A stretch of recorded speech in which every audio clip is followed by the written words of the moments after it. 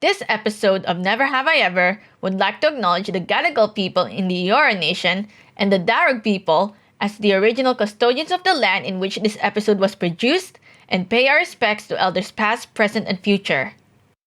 You've got mail. Hello. The Unusual Suspects is coming to SBS on June the 3rd. It marks the first major representation of Filipino Australians on Australian television. Let me know if you're interested in talking to the Filipino creatives. This will be interesting.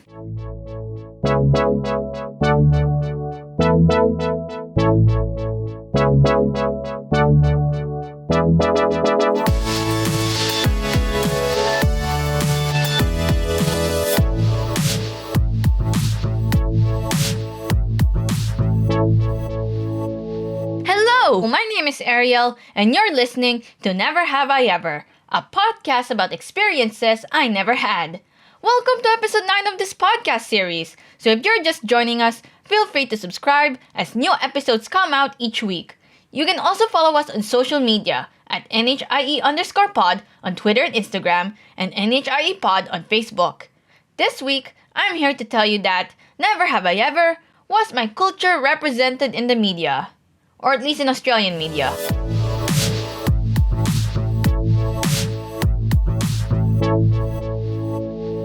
I never really liked watching Australian TV. It felt samey and I just wanted to watch something different.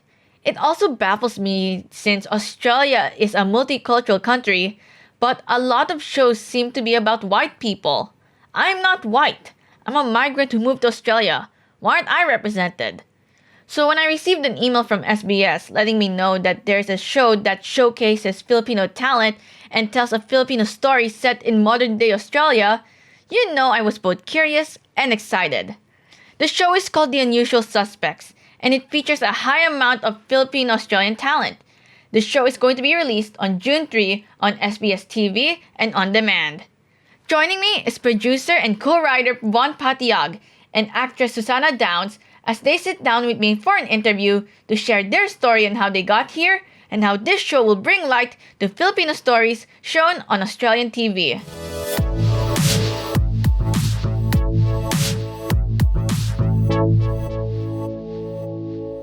So this one is for Susana. Was it hard for you to make it to where you are right now? Like, how hard did you have to work to land to where you are today, to make it to where you are right now?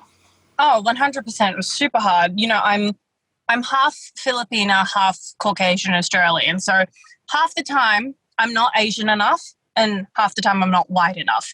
And I'm also 5'8". So I'm not the conventional Asian woman who's like maximum height 5'5". I don't fit any stereotype that would help for a lot of castings. So I'd always have rejection, constantly getting turned down for things, and I'd have to look towards other avenues to be able to, you know, make money, but then also to be creative. Like today, for instance, I was Moana from Disney's Moana for a kids party, and also like I would do beauty pageants as well, just to be able to get my name out there in different avenues, which is a very Filipino thing to do, beauty pageants. It's like one of our national sports. But it's always been like that constant battle of, do I keep going or do I give it all up and just work in an office or work as an editor as well? Because I love content creation and editing videos and editing photos and all that kind of stuff. But yeah, it wasn't until The Unusual Suspects came around that I was like, no, I'm good at what I do. I work really hard at it, and this is exactly where I'm supposed to be. So yeah, it took a long time, but we're here. So this one is for the both of you. How hard was it to convince your parents, I want to work in the film industry? Because we all know that Filipino stereotype, either be a teacher or a nurse or just an easy job. How hard was it to convince them to say, this is what I want to do, this is my passion, I want to follow my dreams, I don't want to be, you know, a stereotype while I respect those careers? How hard did you have to convince them? Yeah, Filipino parents are hilarious. It's quite timely because I've had, I think just with all the recent credits I've racked up, I actually do get this question a lot from a lot of younger Filipinos in Blacktown as well. And it's kind of all sad. It's like, how do I tell my parents what I really want to do, and etc. And I think like, I mean, what I always say is that like, I'm very blessed to be the youngest. I'm the baby of the family, so like my mom got her fill with my eldest two brothers, like, you know, full of disappointment with them.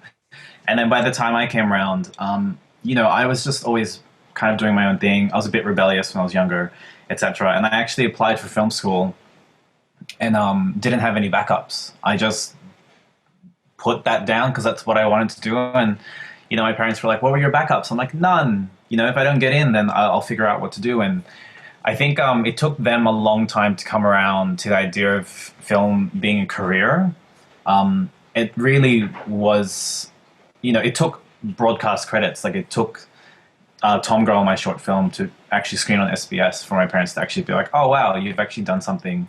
And it's, you know, has some sort of impact and you can kind of have a career out of this. So I think it is, that apprehension is based on a lot of fear, obviously. And, you know, the life of an artist is always, it's very freelance, it's very casual. Yeah. There's no certainty.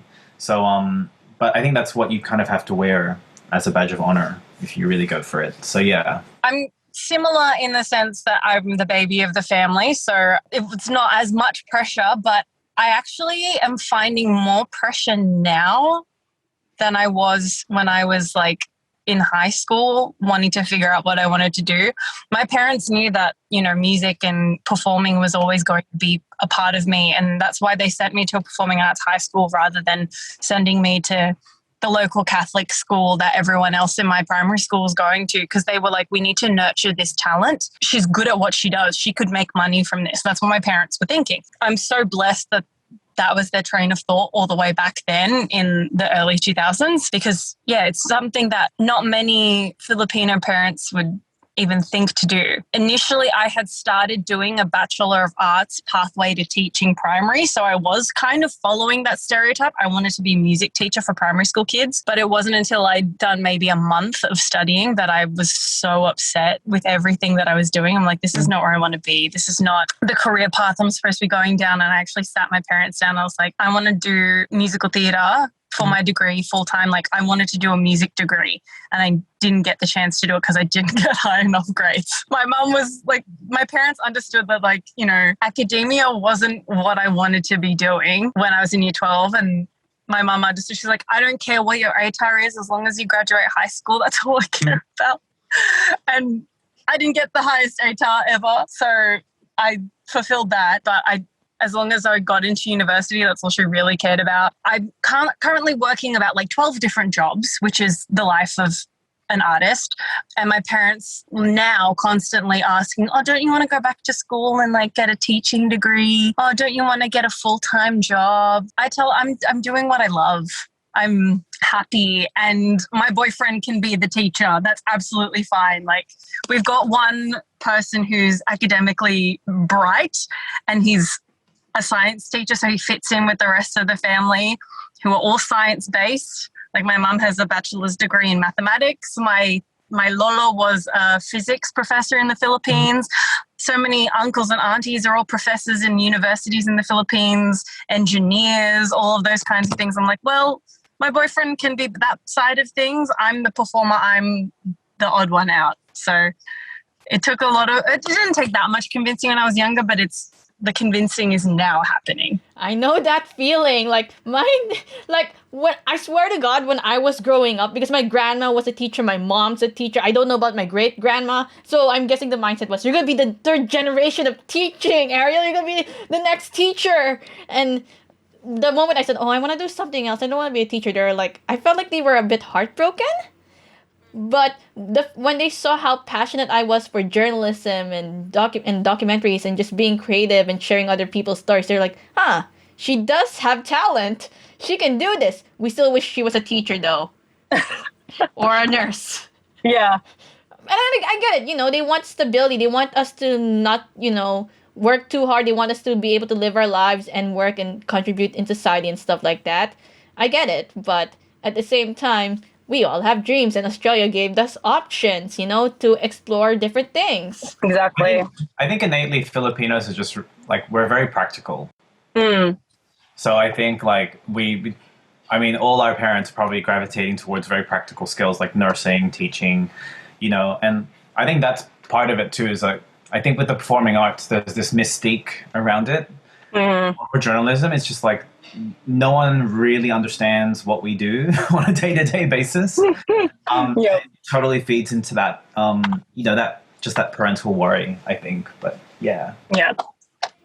So, who are your role models growing up? Were there like any Filipino actors and actresses that you looked up to? It could be either in Australian media or in Philippine media. Growing up, I was a child of the 90s, so I loved High Five, and having Kathleen be one of the main, leading characters of High Five and be like, oh, she looks like me. I can be just like her. Like that was my only form of representation as a kid. But then also watching, Disney movies, seeing Mulan, Jasmine, Pocahontas, I was like, oh yeah, those girls have darker skin. I mean, I was very pale growing up, but they're darker skin, they have black hair, they look like me. And then delving more into musical theatre, I discovered Lea Salonga was the voice of two of those Disney princesses. I'm like, oh, she's a Broadway Filipina actress who voices these Disney princesses. Like, that's exactly what I want to be doing. I want to do both of those avenues. And then also Vanessa Hudgens being half Filipina and playing a role that then I ended up playing myself was a big inspiration for me. Again, it's someone who has had the same upbringing as myself in the context of a mixed family, and she's still making a name for herself and getting to be in films and TV series that have made her a household name now. And also like Regine Velasquez, like her voice is amazing, Celeste Legaspi, and then, the beauty queen side of things like Pia Wurtzbach, Katrina Gray. I'm encapsulating all the different umbrellas that I sit under, and they've all inspired me up until this point. Yeah. I definitely am, like, Kathleen De Leon was a big one for me. Just, being a kid, seeing her on screen, you're just like, whoa, De Leon? Yeah. I know people with the last name De Leon. Yeah. Are we related? What's happening? Yeah, and she actually was like a family friend. No way. Wow. Connection to her. Like my mom was like, oh yeah, I know her like mom's cousin or something. And I was just like, oh my God. She actually went to my high school. Oh really? Yeah. Oh. I love how Filipino families is either I know this one famous person because I'm friends with your mom's cousin's teacher or whatever, or they went to our school. Yeah. It's always the 6 degrees of separation. So, let's now talk about Unusual Suspects. For those who are listening, it's the upcoming new SBS dramatic comedy that's releasing on June 3, both on TV and on SBS On Demand. Using 3 words, just 3 words, describe the show. Only 3? Jeez. Like, if you were to describe the show using 3 words only, what would it be? Funny, chaotic, finally. I would say oh God. I'd say fun. Yeah. Chaotic is a good one. I'm gonna steal yours. Yeah, it's chaotic. Yeah. And yeah, just like surprising. I think it'll surprise a lot of people. So, Susana, you said finally. Why did you choose finally? Why is Unusual Suspects, you describe it as finally? Because it's finally a chance for Filipino stories to be told in Australia. I barely get to play Filipino in shows. Most of the time it's either I'm like mixed Hispanic, or when I was in the last miniseries I was Vietnamese, or just that generic Eurasian. Like they don't actually like say what kind of Asian background I have. We have a big Filipino community in Australia, so why haven't our stories been told before? So that's why I said finally. Is the show going to be fully in English, or are we going to be hearing some Tagalog, other dialects of Filipino, or is it just all English? No, there's a lot of Tagalog. Yeah. Ooh, this will be fun. Tagalog, a lot of Taglish. Speaking in Tagalog, and I was like, Mom, help me. Yeah, we were able to get really, really beautiful cast who, a lot of the leads were fluent in Tagalog as well. And so, yeah, it's very Filipino, the show. Yeah. Is it gonna be like, have you guys seen the dramatic comedies in the Philippines that's produced there? Like, is it gonna be something like that? Or is it gonna be like something we see on Australian TV but with a Filipino twist? Like, what can we expect in this show? Without spoiling it, of course. I think, this is something I spoke about in the writer's room too. I was like, I think we can't shy away from making this intrinsically Filipino, which involves a lot of emotion, a lot of melodrama, a lot of laughs, just like we love to laugh about everything. Like, Yeah. Even dark materials, we always just kind of find, the joy in it. That early conversation, I just always try to protect and like infuse more Filipino elements. So I would proudly say that I think it's very culturally Filipino. It's a good fusion of the two cinema styles, I would say. Like, you've got elements of teleseria in there, but it's not like overly we're screaming at the camera, yelling at each other, crying every 2 seconds. It's got those moments, but it's not the whole way through. Yeah. And at the end of the day, it is an Australian story. It's set in Sydney, present-day Sydney, etc. So I think that was kind of like important to us to be able to tell and redefine what an Australian story is for audiences today. I think my favorite part when watching the trailer is basically when this one person said, think carnival, and they were speaking in a strong Filipino accent, and things got crazy, and I'm just like, I want this. I want to see this. I'm so looking forward to that. The theme of the party is carnival. Think chaos. So, when working on this show, was it a full Filipino team, or was there a mix between Filipinos and other nationalities? It was a big, like, melting pot of nationalities. It's Australia. The amount of different ethnicities we had working on this was amazing, and it just goes to show that this country isn't just blonde hair, blue-eyed people, because that's not the reality, and our set was definitely the true reality of what Australia looks like. Yeah, definitely. It was very multicultural team. Obviously, we skewed Filipino. Like, we have this talented cast are all Filipino, and there's myself and Melvin, who was one of the directors on the show as well. And it did highlight some gaps in our industry. We really wanted to help champion, female Filipino voices in film as well. And we specifically targeted a lot of our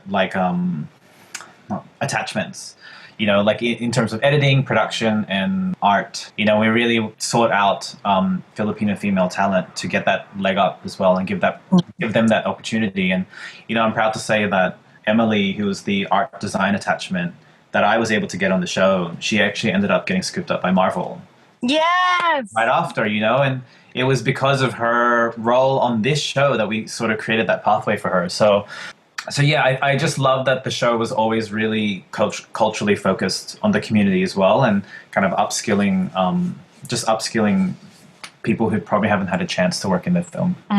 So do you think shows like Unusual Suspects will help showcase Filipino talent in Australian media? 100%.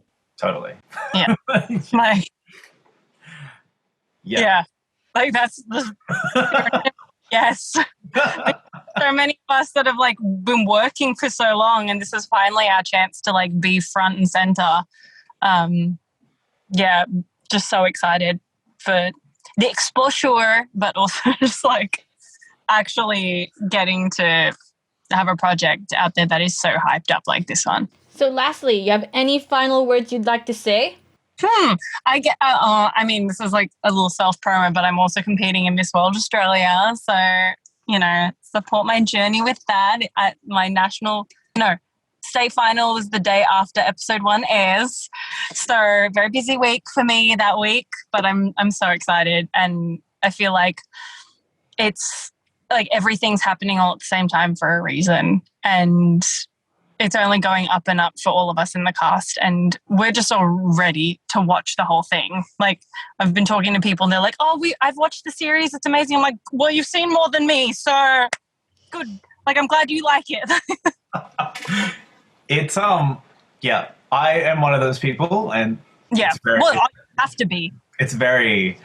I am very excited for it to drop. Yeah, in terms of the drop, it is premiering on June 3rd at 8:30 p.m. on SBS, and then right after, all eps drop on SBS On Demand as well if you want to binge. I think like last words for me are, I think I'm very proud like of this, just to be able to be part of this cast and crew. It's been a fantastic journey, and I think one thing that we really recognize is that like we never really wanted to tell the Filipino story. It's just one Filipino story. We're really hopeful and sure this will happen, that we can, break open the market to invite more people to sort of tell their stories too, We never really wanted to take too much air from other Filipinos or anything like that. And yes, even though it's a big show on a mainstream TV, like we're just super conscious that we just really wanted to tell a local story with a lot of heart.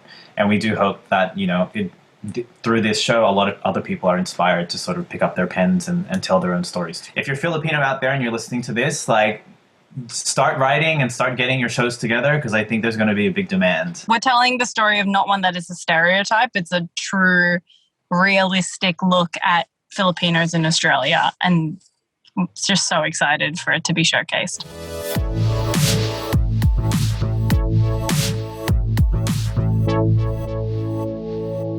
I would like to thank Vonne and Susana for taking their time to sit down with me in this interview. I look forward to seeing the show once it goes on air. I would also like to thank the people from SBS for helping me arrange this interview. If you're interested, the show is called The Unusual Suspects, and it's going to be on SBS on June 3 at 8 p.m. You can view it on TV and on demand.